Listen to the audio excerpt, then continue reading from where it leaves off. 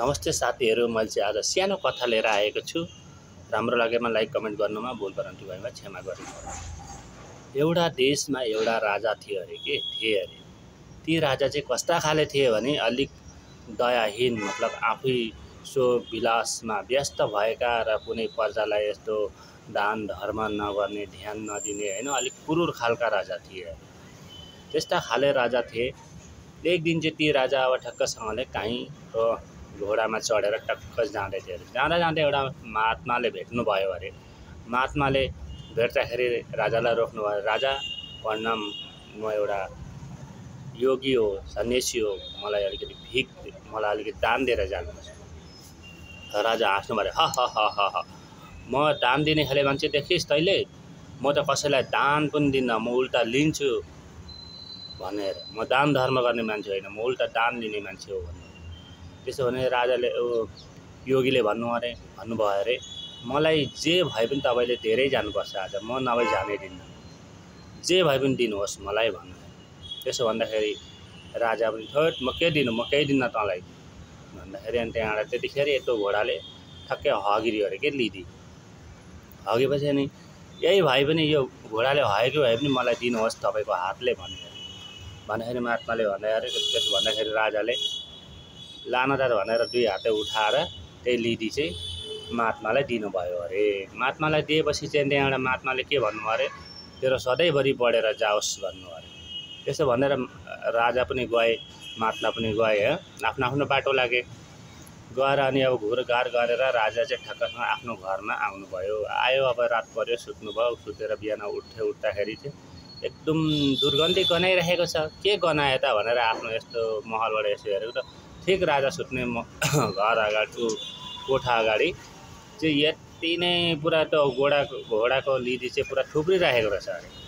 राजाले भन्नुभयो कहाँबाट आयो हो यो भनेर त्यहाँ साफ गराए पनि झन् भइहाल्छ, साफ गराए पनि भइहाल्छ।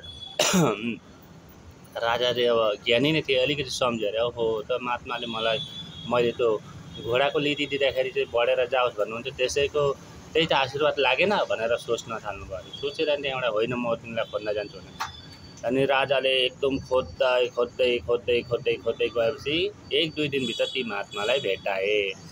ती महात्मालाई भेटाएपछि महात्मालाई चाहिँ प्रणाम गरे। महात्मा मैले चाहिँ गल्ती गरिछु, तपाईँलाई मैले क्षमा गरेँ, म त्यो गल्तीको लागि म प्रायश्चित गर्न चाहन्छु र मलाई क्षमा गर्नुहोस्, आइन्दा म यस्तो गर्दिनँ भनेर चाहिँ माफ माग्न थाले। महात्माले भन्नुभयो अरे, मैले दिएको त म लान सक्दिनँ, तिम्रो एउटा उपाय छ, तिमीले यो उपाय गर्न सक्यौ भने अवश्य यो जान्छ भन्नुभयो। अनि महात्माले भन्नुभयो अरे, तर म जे उपाय दिन्छु तिमी त्यसको एउटै पनि प्रश्न नसोध्नु, क्वेसन नगर्नु, तिमी खालि त्यो उपाय गरेर हेर्नु, उपाय गरिसकेपछि राम्रो हुन्छ मात्रै फेरि मलाई खोज्दै आउनु भन्नुभयो। अनि के त भन्दाखेरि राजाले भन्नुभयो तिम्रो बदनामी फैलाऊ भनेपछि राजा पनि गएपछि अनि त्यहाँबाट अब कसो गरेर राजाले आफ्नो बदनामी, अब आफ्नो नि त नराम्रो कृत्यहरू, नराम्रो गर्ने अरे सबै कसो गरेर फैलाए। यसै 15-20 दिनमा फैलियो पुरा सबै प्रजाहरू, अब आफ्नो प्रजाहरू सबै त्यही मात्रै कुरा गर्ने। राजाले यस्तो पो गर्यो अरे, उस्तो पो गर्यो अरे, यस्तो गर्यो अरे, उस्तो गर्यो अरे, अब यस्तो कुरा काट्न थाल्यो राजाको यस्तो उस्तो। त्यसो गरेपछि राजाको त्यसो गर्न थालेपछि सबै प्रजामा यस्तो कुरो फैल्यो नि त, नराम्रो कुरो फैलेपछि अनि त्यो अलि गरे त्यो जो घोडाको लिदी आउँछ नि, त्यो चाहिँ ठक्कसँगले हरायो, अब आउन छोड्यो, सबै काटिएपछि राजा पनि आश्चर्य भयो। अरे बा, मैले त केही गरिनँ खालि भनेर त्यहाँबाट यस्तो खुसी पनि भए। अब होइन, त्यो जो दुर्गन्धी गनाउँथ्यो त्यो हटेपछि अब राजाको खुसी पनि भए।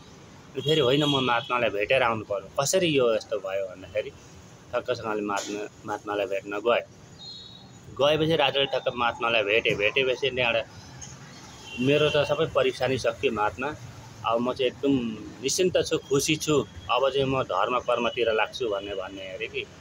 भनेपछि अनि त्यहाँबाट एउटा प्रश्न सोध्न मन थियो तपाईँले, अहिले चाहिँ म सोध्न सक्छु भन्दाखेरि सोधा भन्दा मेरो त्यो घोडाको लिदी चाहिँ कसरी हटेर गयो महात्मा त भन्दाखेरि चाहिँ अनि त्यहाँबाट तिमीले जति पनि नराम्रो कर्म गरेका थियौ नि, त्यसको त्यो फल थियो तिम्रो, त्यो फल चाहिँ कसरी काटियो त भन्दाखेरि तिम्रो जति मान्छेले पनि नराम्रो कुरा गरे नि, ती मान्छेले सबैले एली गरेर बाँडेर लगेर तिम्रो सबै नराम्रो कर्म जति तिनीहरूले सबै एली गरेर बाँडेर तिम्रो नराम्रो कर्म सकिएर र त्यो हटो भनेर। जस्तै कि साथीहरू यो कथाबाट के सिकिन्छ भन्दाखेरि हाम्रो कसैले नराम्रो कुरा गर्छन् नि हैन, नराम्रो कुरा गरे भने टेन्सन लिनु हुँदैन साथीहरू। हाम्रो पापहरू पनि तिनीहरूले एली गरेर लान्छन् के, एली गरेर तिनीहरूले काटिदिन्छन्। त्यही लागि जसले नराम्रो कुरा गर्छ, हाम्रो कुरा काट्छ, फलानु गरेर डिस्को गरे भन्छ नि, त्यसले पनि एली गरेर पाप पुग्छ। त्यही लागि जसले पनि आजबाट नराम्रो कुरा गरे नि साथीहरू, त्यसले नराम्रो कुरा गरे भनेर तपाईहरू चाहिँ चिन्ता नहुनु होला है साथीहरू, किनकि अब यस्तो पनि हुँदो रहेछ के। यो कथा चाहिँ मैले कहीँ सुनेको थिएँ, त्यही भएर तपाईँहरूलाई सुनाइदिएको। भुल भ्रान्ति भए क्षमा गर्नुहोस् है।